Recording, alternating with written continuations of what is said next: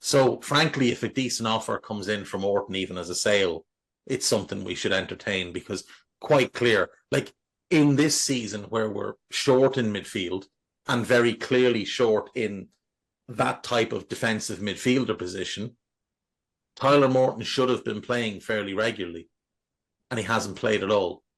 So what's the purpose in keeping him? Move him on, get money in, let the lad go have a career, put the usual protections on him, buy back, sell on, whatever. If he does really well, you have the option to bring him back. If he does really well, but you think he's still not good enough for us, you make more money on the sell on. But there's no logic to keeping Tyler Morton around. As nice and all as a player he is, and I think he is a good player, but it's quite clear that Arne Slot doesn't see him as part of the squad. Like he's only, I think, 6 months younger than Gravenberch. Like, he's not a child and he needs to be playing. So let him go play somewhere. McConnell's it's a bit like years younger. It's so similar to what you're saying about the sort of the older players and let them decline on someone else's payroll rather than your own. With the younger players, there comes a point where you've got to say, right, this player is about as valuable as he's going to be now financially. Yeah. And as you say, if you can do the sales with buyback clauses in or sell on percentages or whatever else it might be, you've got a chance of getting something out of them, haven't you? And for their sake as well, leave it too long and they're just going to be, no one's going to want them and they're going to end up playing, with all due respect, they're going to end up playing at Accrington Stanley or something, End up like Nat Phillips, where we could have sold him in the summer 2021 for 8 or 10 million, and we, like a stupid gang of pricks, held out for 15, and the following summer we couldn't get rid of him, and we haven't been able to get rid of him since. And he's now on loan. Is he at Cardiff? I think it's Cardiff, Derby, or wherever the fuck he is. And he's going to leave on a free this summer. The same thing with Divock. Should have sold him in the summer of 2019. Money being offered galore. Oh, no. We'll keep him. And we lose him for free a couple of years later. Like, we need to get smarter and more ruthless with these decisions. And it's the same thing with Harvey. If there's someone that's willing to put 40 million on the table this summer for Harvey Elliott, you take it. And if he goes somewhere else and does brilliantly, you have a buyback. Or maybe you just say, you know what, fair enough. We made a huge profit on him. He's gone on to have his career and we're happy enough as we are. Like, Harvey's not going to go somewhere and be Cole Palmer.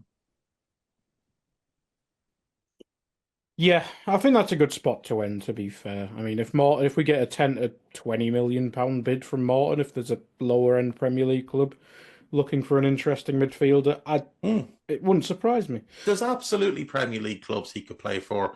There's high-level championship teams pushing for promotion that you could send them to on a loan with an obligation to buy if they get promoted. The same thing, was it West Ham had Flynn Downs and sent him to Southampton with a loan with an obligation to buy if they came up? And they ended up getting a better price than what they were getting quoted when they tried to sell Flynn Downs earlier in the same window. So do that. If we're ending, I do just want to comment on the Amaro Nallo red card, if you don't mind. Oh, yes, of course, yeah. Gutted for the young lad. Absolutely gutted for the lad. What a big moment for him. His Champions League debut. And it's a young player mistake. He just doesn't check his shoulder to see if there's anybody there, lets the ball run across him. It's a wonderful kick in the plums, though. It is. It's a tremendous kick in the plums. 10 out of 10 for accuracy. I'd like to see the official reason as to why he was sent off. Was it violent conduct because he kicked him in the plums? Or was it simply denial of a goal-scoring opportunity? Because if it was, then it wasn't, because he's not, Bakayoko's not getting to that ball first. Kwanzaa's getting to that ball before him.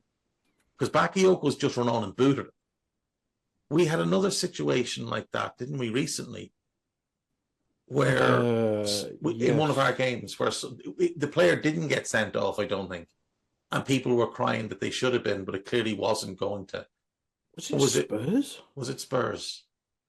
I remember it being Solanke's popped in my head for some reason. I don't know why. That might have been it. But either way, look, it's a horrible moment for the young lad. You'd hope it doesn't hit his confidence too much. I'd love to see him now start against Plymouth just to get it out of his system. Yeah. How long was he on for? About 3.5 minutes. 3 minutes, something like that. Yeah. 3 minutes. That's about 6 times as long as Steven Gerrard was that time against the Monk. So he's not the worst. True, he's in good company there. If we start him with Gomez or something like that against Plymouth. Well, Stevie's getting sacked, so maybe get Stevie back and have him ring, or have him spend a day with Nalo and explain to him, like, look, sometimes it just happens. You do that against Manchester United, not against your 2 foot lads. You're better off doing it against PSV in a game That's exactly against United in a game. That's very true. Very true. I'll do the full John Joe Shelby, which is never a good thing. But anyway, we'll cut quickly any plugs from the period. Dave, obviously, internet depending. Are you back for the week, or depending how available?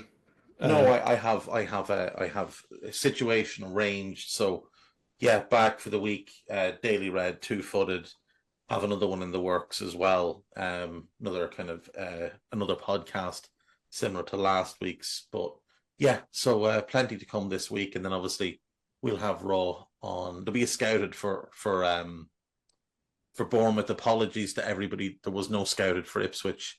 That's actually Guy and Carl's fault, because I had no electricity, so it was up to them, and they didn't.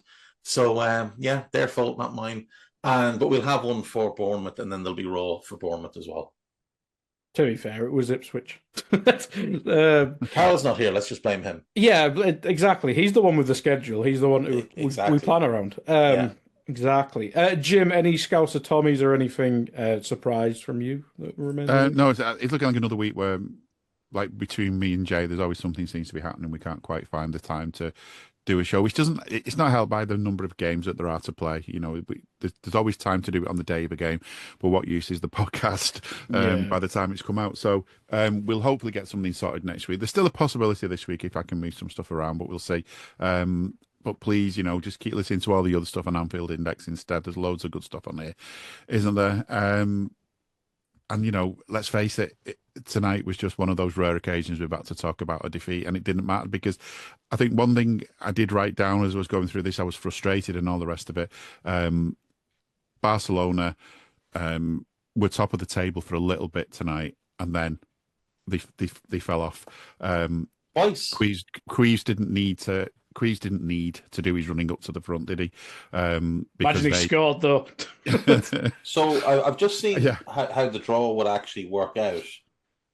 So basically, it's Monaco versus Brest, PSG versus Benfica, and we will get one of those 4. Oh, sorry, it's Monaco, Brest, PSG, Benfica. We will get one of those 4 in the round of 16. And Barca will get the other, obviously. And Barca will get one of those 4 as well. Yeah. Yeah. So ideally, we'll avoid PSG, because even though they're not great this season, you still wouldn't want to play them if you can avoid it. Plus, they've got Kvaratskhelia. Yeah. And then after that, it's like Italy in a World Cup. They'll be shit all the way through the group stages, then end up winning it. They get good just at the right time, so you've got to watch that. After that, we could play any of Sporting, Bruges, Atalanta, Dortmund, Lille, or Villa.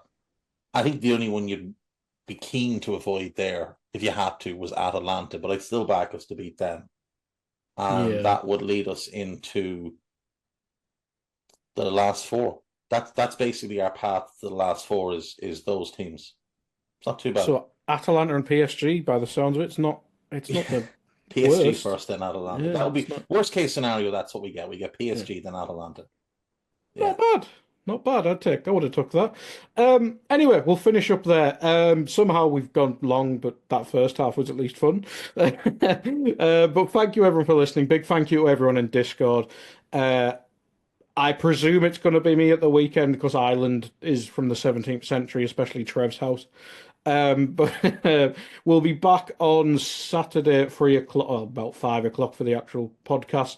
But thank you, everyone. Goodbye.